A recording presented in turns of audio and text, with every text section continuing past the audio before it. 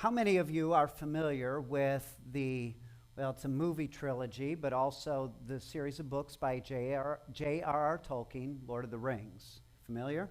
Seen the movies? Yep. Right? Okay, good. That's going to help me immensely. For the rest of you, you need to set aside over almost 10 hours of your life. And then all of this will make sense. And let me try to explain. See, in this world that J.R.R. Tolkien, a good friend of C.S. Lewis's, but in this world that he created in the series of books, he called this land Middle-earth. And in Middle-earth, there were lots of different kinds of characters. There were elves, there were dwarves, and there were hobbits.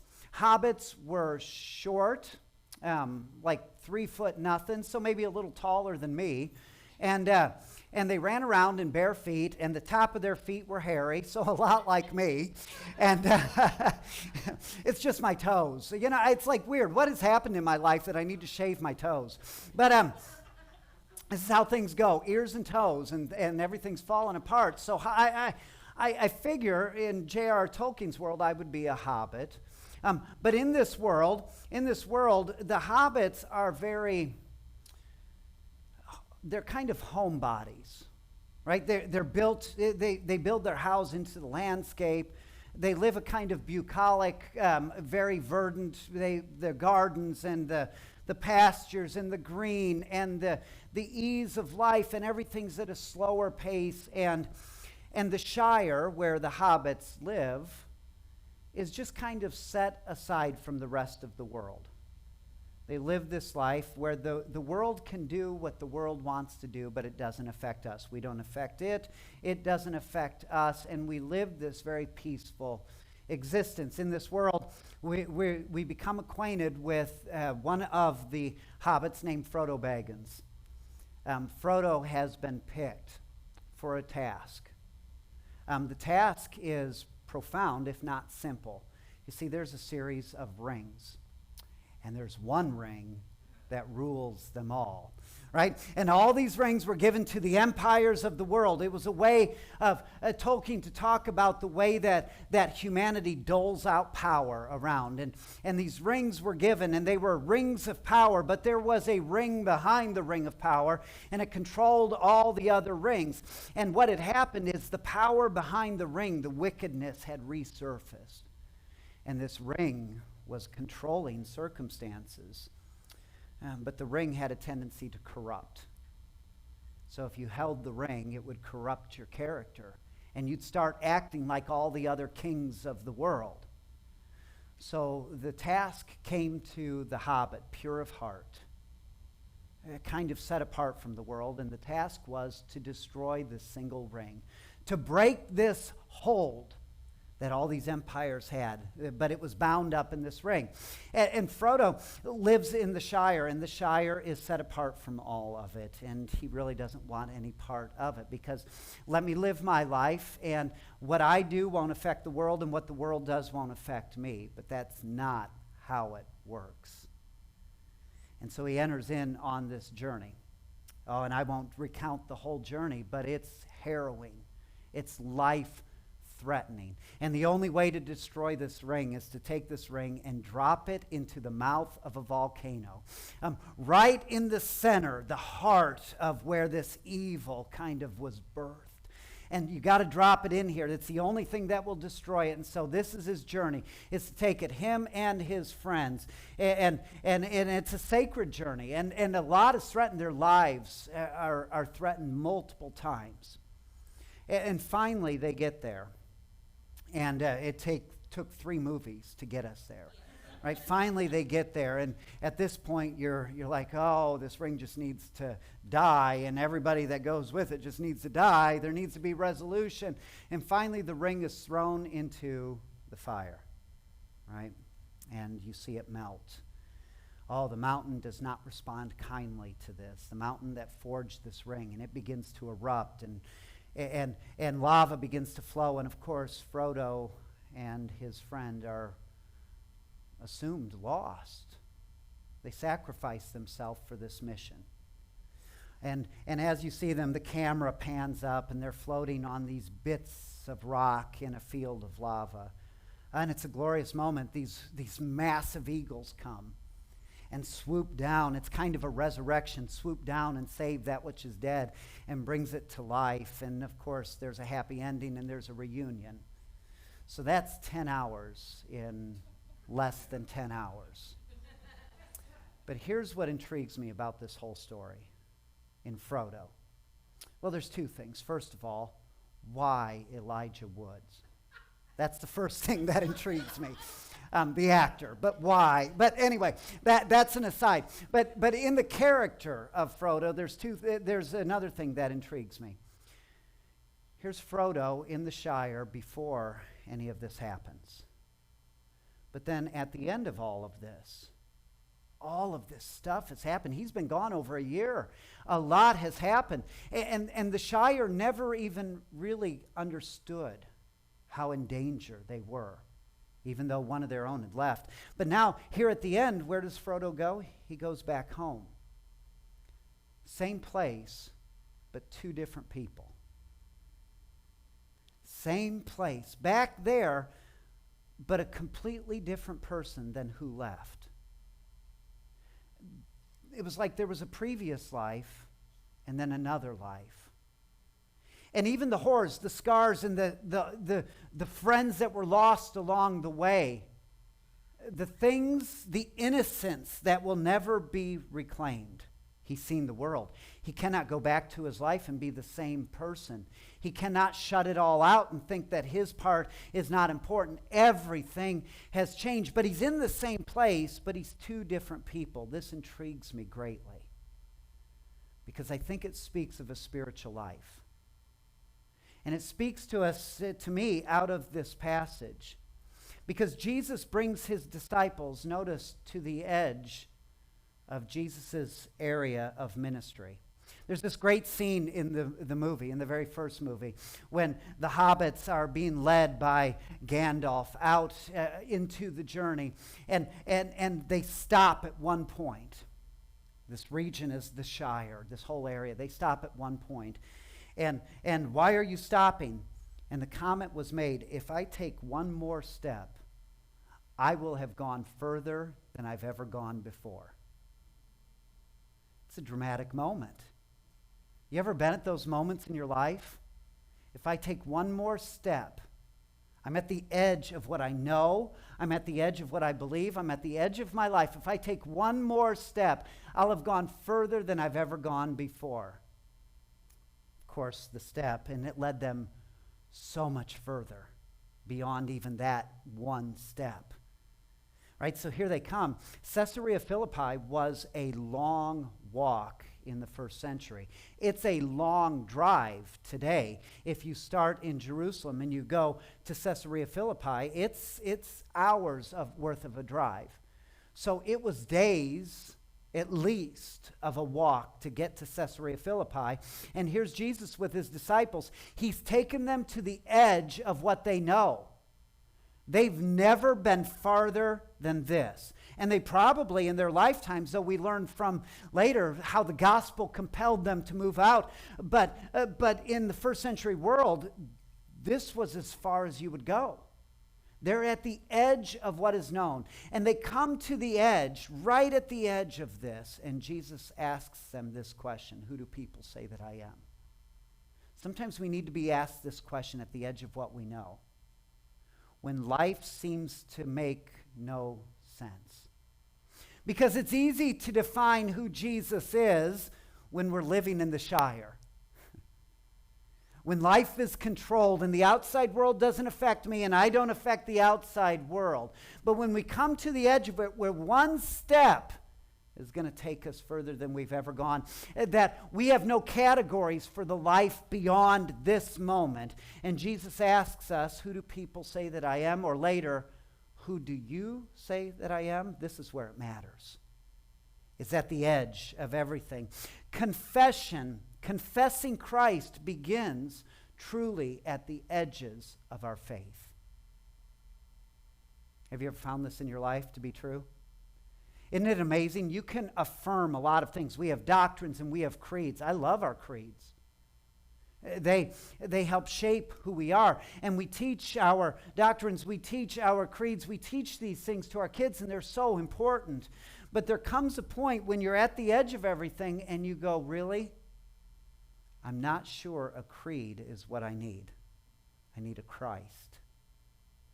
And this is where they are. Who do people say that I am? In a sense, Jesus is doing the first century version of Googling himself. Right? Who do people say that I am? Well, for the most part, they're saying you're a prophet, right? John the Baptist was considered a prophet. Elijah was considered the prophet. When you said Elijah, you meant all of the prophets typically. But then just to make sure, they said, some say John the Baptist, some say Elijah, but everyone's basically saying you're a prophet. Jesus says, okay, but who do you say that I am? Peter says, you are the Christ. If he was speaking in Hebrew, he would have said, you are the Messiah. In the Greek, the way it comes to us, the word Christ is just the Greek version of the word Messiah from the Hebrew, which is the English version of that for us is king.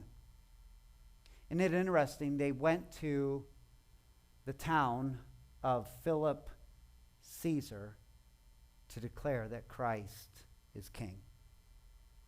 Not the Caesar. Christos, not Kaiser, is Lord. Do you hear it? So here they are in this realm, in the grips of what the earth and the world says is power. And Peter steps out. What a great moment. You're the king. You're the king. This wasn't necessarily a divine claim. Do you understand that? He wasn't saying when he said, you are the Son of the living God, he wasn't saying you are divine. That understanding would come later. He was saying, we want a king. We need a king, and you're the king. You're it. And then Jesus says, but in order for this to become a reality, I must go back to the heart of it, back to the Shire. You've come to the edges. Everything is different out here. It's easy to confess things out here, but now we're going to go back into the heart of it. We're going to go back in where all of it rests. And along the way, I'm going to suffer and I'm going to die. One ring to rule them all, one Christ to rule it all. And what it requires is the death. Jesus says, I'm going to go. Peter says, no. That's not how this works. You're not going to march in to die. You're going to march in to be victorious. You're not going to march to Golgotha. You're going to march to the temple where Caesar resides. We're going to disrupt the empire that way. And Jesus says, don't stand in front of me and tempt me to do it a different way. That's why he called him Ha-Satan. That's why he says, get behind me, Satan. Don't tempt me, because the way that this needs done is not the way necessarily I want to do it. Don't tempt me. Get behind me. Get behind me, Satan, because this is the path. You see, it's one thing to confess Christ, but it's another thing in confessing Christ to recognize what that means. And in the Gospels, it always means a cross. And then this line. Jesus said, if anyone would come after me, if you're going to follow me, you must deny yourself, pick up your cross, and follow me. Doesn't that sound very like a very Christian thing to say? Do you know Christ wasn't a Christian? Actually, no one was at that point, really. But doesn't it sound, take up your cross and follow me, doesn't that sound like a good Christian thing to say? Understand, when Jesus said that, there was no redeemed concept of a cross. The idea of a cross that saves didn't happen until Jesus went to the cross. So when he said, if you're going to come after me and take up your cross, it's almost like what he's saying is, you must die a criminal's death, because that's the only thing a cross represented to any of their minds. It's almost like, and there's really no analogy for us to grasp the context. But the cross for a first century mind was how Rome extended its influence. It was through fear. They called it the Pax Romana, the peace of Rome, but the peace of Rome was meted out through a cross. It was a tool of fear. If you do this, this will happen. Therefore, don't do that, and there will be peace. Do this, and there will be peace because you will die. So I don't know that we have a near equivalent. Someone once compared the cross to an electric chair. That is passé. We would say lethal injection. Again, these are state ways of executing prisoners, but at the same time, we don't do this in a way that the first century did. 3,000 at a time in the center of town or alongside roads so that everyone could see, hanging naked, despised by humanity. That's not how we do it. Take up your cross. What does that mean to us? And I've wrestled to come up with an analogy, but it's almost like he's saying, go through life wearing a noose as a necklace. And the reality is if you do that, someday someone's going to pull it. That's hard. That's hard. And honestly, as I was working through this week, I thought, how can I soften this? I can't. How can I make sense of this? I can't. If anyone would come after me, he must deny himself, take up his cross, and follow me. This is what confessing Christ means. And here's what we've got to know. Confession always leads us to the cross. A confession without a cross means nothing at all. We confess a lot of things about Jesus, don't we? We put Jesus in our categories and we clean him up, and he fits here and he fits here, but not there and not there. And when we find Jesus in Caesarea Philippi hearing Peter declaring that he's the Christ in Caesar's town, and then saying that this is going to demand a cross, Caesar's cross, and you too have to carry it. I want to clean it up. I want to make it something that we can appropriate, but I just can't. It's a cross. And confession always leads us to the cross. Always. Confession without the cross is not faith at all. And that's hard for us to get because we live in a world that says life should be safe, we should always be secure, and no threat should ever disrupt that. We celebrate 20 years since 9/11. 20 years. Do you know in the last 2 decades, our obsession as a nation has been security, personal security. We live, we breathe it, we walk through it, and we've determined that personal security is my right, and the cross says no, it's not. It's not safe. Being invited to take one step further than you've ever gone is not safe. It may kill you. It may move you in places that you never dreamed you'd go. Isn't it astounding that the missionaries of old, when they were going into the field, would pack their belongings into a casket? The shipping crate for their contents, wherever they were going, was their own casket. This was the abandonment to the call. This was the cross that they wore. Confession always leads us to the cross. You will never become what you are or what God has designed you to be until you learn to give up what you've been all along. This is what the cross demands. It demands death. Did you know throughout history, the cross has always won? There's no time in all of history when the cross has never accomplished what the cross set out to do. And the cross's single objective is death. And the cross has always accomplished that death. It has always won. You say, well, but Jesus. No, the cross did, even in Jesus, what the cross was designed to do.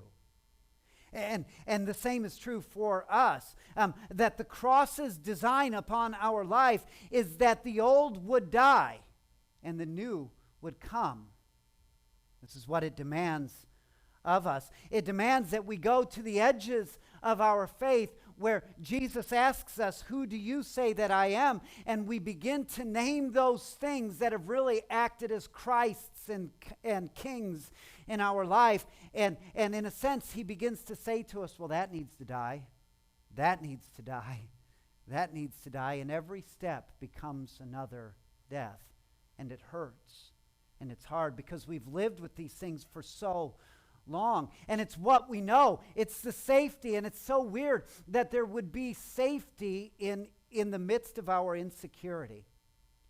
But here's something, and I've learned this in my own life. Sometimes, you've heard this said, sometimes the devil you know is better than the Savior you don't. Have you ever been sick so long that you've forgotten what it feels like to be well? Right? And you don't even know. So a while ago, I've got this stuff with the heart, and it just becomes a part of your life. And I remember a while ago, I was at my cardiologist, and I said, okay, so what are my restrictions? And often he'd always give me these restrictions that I would then put in my back pocket and throw away when it was convenient. Right? And he'd always give these kind of limited restrictions. And I remember this one time I went in and he says, your restriction is common sense. And I said, well, that's not going to happen. Common sense. And I said, so, and we were getting ready for a trip. I said, so, it was in Colorado. I said, so I can go hiking. He said, yeah. If you feel up to it, yeah. So I can get my heart rate up higher than 150. He says, yeah, if you're feeling up to it, do it, absolutely. But here's what happened. I'd feel my heart rate increase, and I'd become so accustomed to making sure my heart rate would never go above a certain rate that I began to panic. And I began to not want to do these things because I was so accustomed to what I had always known. And what I had always known became normal for me. And now I've got someone saying, no, you can push further than that. And my head is saying, no, I can't. It's that one more step. Sometimes, even where it's sickness or healing, sometimes where it's poor thinking, sometimes where it's habits, sometimes where it's brokenness in our life, we cling to the brokenness because it's what we've always known. This is why the cross hurts so much. He's allowing it to be put to death. You understand, it is death. Sometimes it's the death of your own plans. God help us. Sometimes it's the death of the past and all the hurts that it brings. Sometimes it's the death of the old ways of doing things and our old ways of being. Whatever it might be, the cross, the path of the cross is always a death. You understand, we want healing, but if there is no brokenness, there is no healing. You understand, we want to be found, but if we're not lost, we can't be found. You see, this is always the path. We want forgiveness, but there is no forgiveness if there is no depravity in our life. And the longer we keep living in these old realities and not allowing these things to die, the longer the new reality of the life that comes on the other side of the cross is kept from being realized. You see, I said it often, there is no resurrection if there is no death. The path of the cross is a path of resurrection, but it's resurrection precisely because it is a path of death. And this is what it means. You will never become what you are and who you are truly in God until the old things finally die. We call this salvation. We call it sanctification. It happens in two stages. That's not right. Or two moments of growth. Maybe that's better. It happens maybe in crises moments that give way to longer journeys. Maybe it happens at an altar. Maybe it happens in a lazy boy recliner. That's where one of my crises occurred. But what happens is you enter into this faith where Jesus says, who do you say that I am? Truly, right now, who do you say that I am? And in a moment of surrender, I have to say, you're the Christ. I'm not king. It's not Caesar Jeff anymore. It's Kaiser Christos. Christ is king. Right? It's not me that's in charge anymore. That was a moment for me. It was a moment. It was a crisis, but it gave way to a life. It wasn't a moment that was sealed in the annals of history that I go back to and say, well, this is what it means to be a Christian. This moment is what it means to be a Christian. What it was the first step further than I had ever gone before. Right? And there was another kind of moment. I suspect in my head, in hindsight, I think that moment itself was suspect. I grew up and I lived in a church that kind of required a moment of sanctification of me. And I wanted this moment desperately. Desperately, I wanted this moment. And weeks and weeks and weeks, I would go to altars claiming this moment, and I felt nothing. I never felt a thing. I don't know if anybody's ever struggled with this. I'm not a feeler by nature. And so, even when Jesus saved me, I didn't feel anything so much. And I wanted sanctification, so I kept going to this altar, and I kept thinking, I need to feel something. I need to feel something. And week after week I went, and then finally, one day, it was like the Spirit met me at the altar. It was an Easter Sunday. We were attending Eastboro Church of the Nazarene, and I was studying to be a pastor. You're like, you weren't sanctified when you received the call to be? I wasn't even saved when I received the call to becoming a pastor. That's why you have so many theological problems. It's my fault. But here I was. I came to that altar on Sunday morning, and it was like the first time I heard the Spirit speaking to me, and he said, you've asked.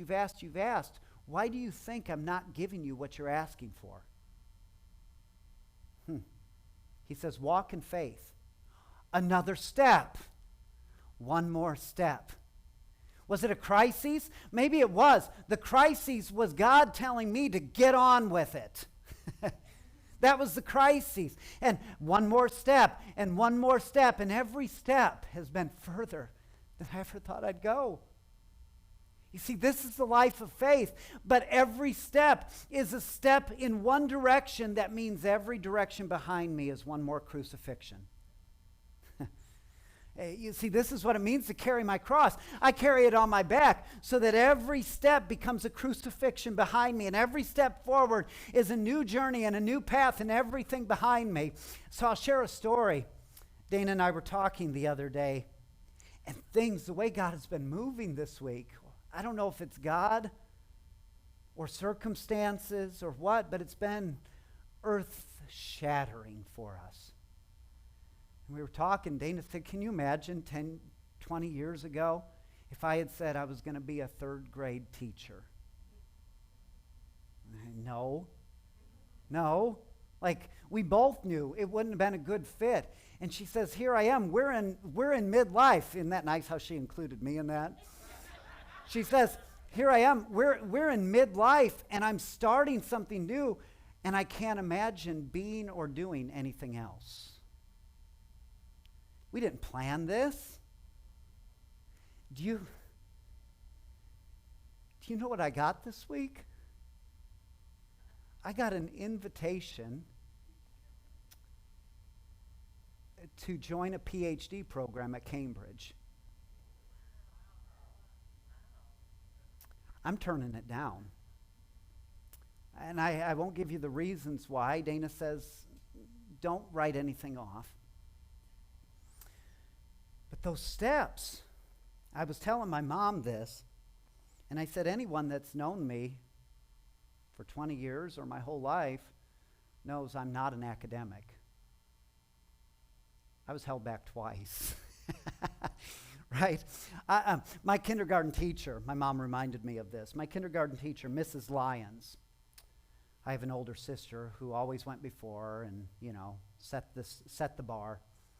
And Mrs. Lyons counseled my parents, young parents, counseled them in her maturity, saying, now, Jeff is not as sharp as Jody. Just don't expect much. And they didn't, and I didn't, right? The journey, you don't know. You don't know.